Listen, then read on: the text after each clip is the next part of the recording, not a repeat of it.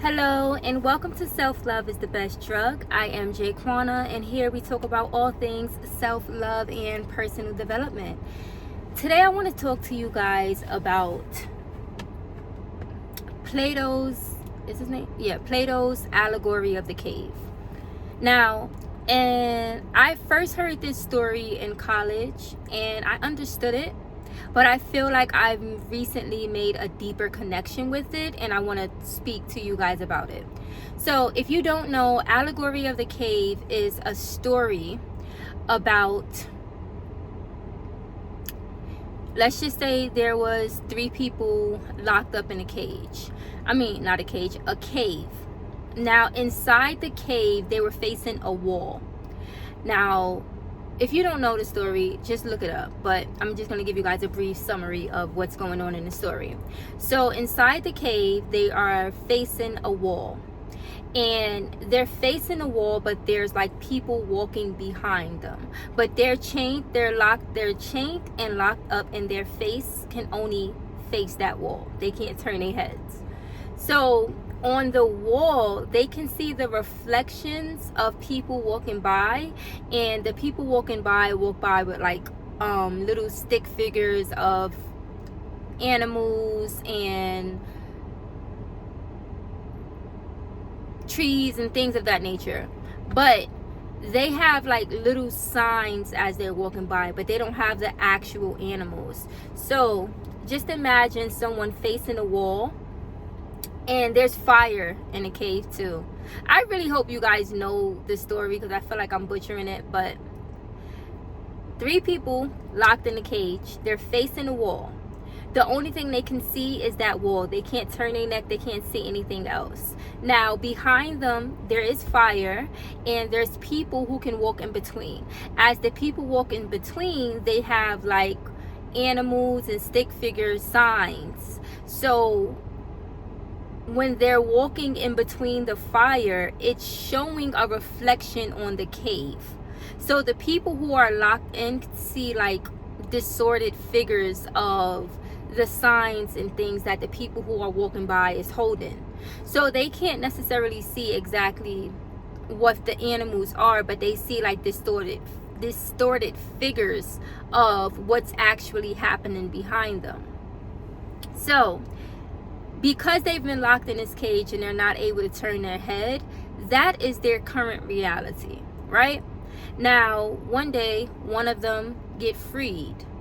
Now, the chains fall off his neck, off his body, and he gets up and realizes that he's in a cave. So he left the cave. Now, as he leaves the cave, when he first got outside, the sunlight was blinding to him because he was so used to being inside of the dark cave, right? So it took a while for his eyes to adjust. Now, as his eyes started adjusting, he started to see the imagery and the figures from his real eye view, opposed to seeing a shadow of them. And at first he was confused because he was used to seeing a shadow image of them and the distortion of them from the people who was walking by inside of the cave. But now he's no longer in the cave. He's seeing the actual figures, but he's not used to the sunlight yet. So he's a little bit confused, and he's a little bit, what do they say? He's living in like agony. He's a little miserable because he's seeing things out of his eyes, but he's not exactly sure what it is yet because he's been locked in the cage for so long. But eventually, as time goes on, his eyes adjusted.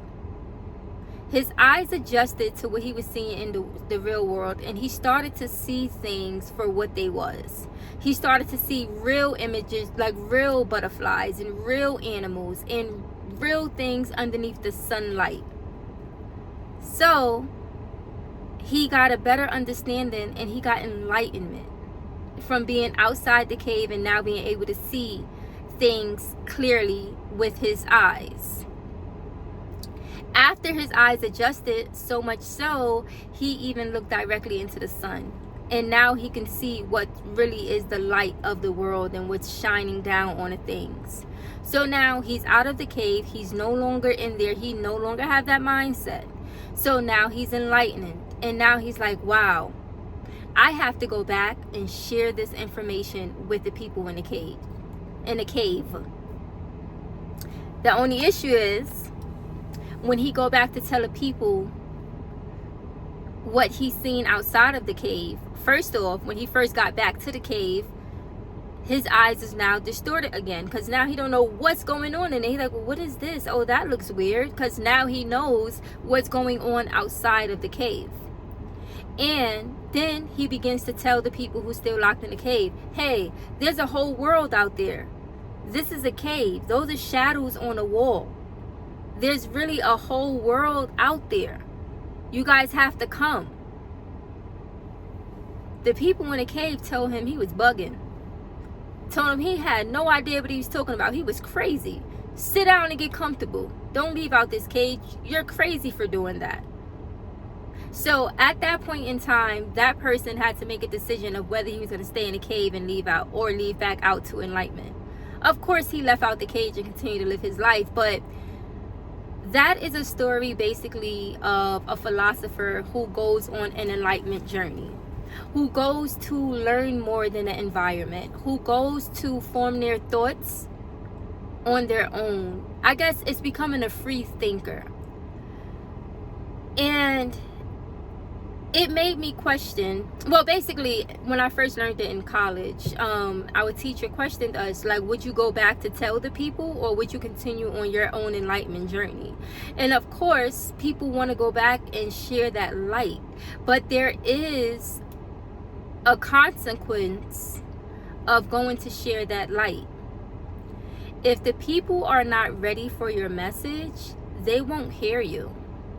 Regardless of how well you say it, if the people can't relate to that message or identify with your message, they won't hear you. So you have to find a way to relate your message to get the people enlightened. Or do you have to continue on your journey of enlightenment, and when the people are ready, they'll come to you and you can better explain to them what you're learning on amongst your journey? I guess that's the thing that I'm contemplating right now. Because when you go on this journey of enlightenment, it's lonely. Because a lot of people in this world have the viewpoint of those who are in a cave. They don't want to see things clearly. They are perfectly fine being in dark. That's their safe space. That's what makes them feel comfortable. That's a comfort zone. So when you decide to learn a little more in whatever area that is, when you decide to go against the grain and start learning more about psychology or quantum physics or personal development, when you truly decide to pour into yourself and build a relationship with God, when you go into nature and you build a relationship with nature itself, and you begin to get these insights on how the world really works, a lot of people is not going to understand you. And that's kind of a lonely road. So I guess in this message, I want to say that void space, that lonely road of enlightenment, I want to encourage you to stay on that road. I want to encourage you because there's not a reason to go back inside of the cave. Just because the people around you and the people who's in your current environment don't understand the journey that you are on, it's not a okay sign for you to just go back just because. Continue to stay on your path of enlightenment. Continue to learn and grow in whichever way you are choosing to do. Mentally, spiritually, emotionally, and physically. Continue to challenge yourself to grow. The masses in society, not everybody wants to grow. A lot of people want to stay comfortable. But if you are on your own personal development journey, you're going to run through that. You're going to run into this crossroad of, I know more than everybody around me. Do I continue to learn and grow, or do I go back to that safe spot? 111 New Beginnings. This is not that channel, but it is important for you to continue on your road to enlightenment. Whatever you are studying, whatever you are growing at right now, whether it's mentally, physically, emotionally, continue on your path. I can give you so many different examples of the masses being afraid to grow. Even something as small as working out. Everybody want to lose weight, but nobody want to work out. Everybody who goes to the gym understand how working out works. And it's not only about losing weight, it's about taking care of your body. The system don't want you to take care of your body. They want you to rely on big pharma. They want you to eat the food that's going to make your body sick, so you have to take the medication to fund their business. And it's a ongoing cycle. So for the people who are actually trying to be healthy and well and decide to break away from that cycle, it's gonna be a little rough at the beginning, because the people around you is going to have something negative to say about you working out. And that can even be about reading. Not a lot of people is reading. Not a lot of people learn on a daily basis. But when you decide to, after you finish school, to continue to learn and expand your mind, a lot of people don't want to do that. They'll say, just watch the movie, or just watch TV, or why are you reading? I didn't even know that was a thing. I didn't understand. How can somebody ask you, why are you reading?